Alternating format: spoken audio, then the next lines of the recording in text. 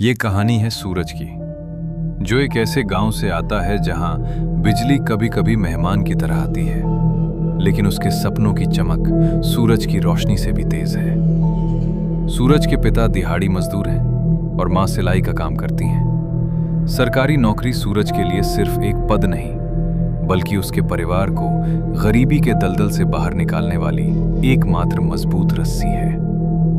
सूरज के पास बड़ी कोचिंग में जाने के पैसे नहीं थे।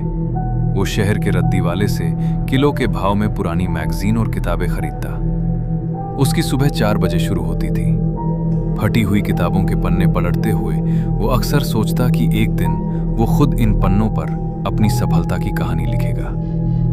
गांव में जब लोड शेडिंग होती तो सूरज घर के बाहर सड़क पर लगे इकलौते सरकारी खंभे की रोशनी में बैठकर पढ़ता। मच्छरों का झुंड और रात का सन्नाटा उसके साथी थे। लोग उसे देखकर हंसते कि इतना पढ़ रहा है जैसे कल ही कलेक्टर बन जाएगा।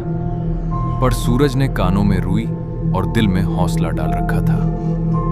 फॉर्म भरने के लिए 500 रुपए जुटाना भी एक मिशन की तरह था। एक बार बैंक के क्लर्क के फॉर्म की फीस भरने के लिए सूरज ने अपनी सबसे प्रिय साइकिल बेच दी और परीक्षा केंद्र तक पहुंचने के लिए 20 किलोमीटर का सफर पैदल और लिफ्ट मांगकर तय किया।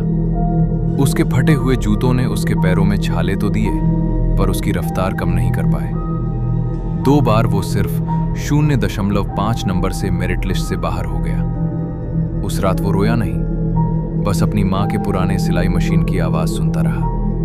उसने खुद से कहा, अगर गिरना नसीब है तो उठकर फिर से लड़ना मेरा जुनून है। वो एक फोन कॉल एक दोपहर, जब सूरज खेत में पानी लगा रहा था, उसका दोस्त दौड़ता हुआ आया। सूरज, रिजल्ट आ गया। सूरज के हाथ कांप रहे थे। उसने फोन पर पीडीएफ फाइल खोली, रोल नंबर सर्च किया और वो वहीं था, सिलेक्टेड। सूरज की आंखों से आंसू छलक पड़े। वो भागता हुआ घर पहुंचा और अपनी मां के हाथ से सिलाई का कपड़ा छीन कर बोला, मां, अब बस कर, तेरा बेटा साहब बन गया है।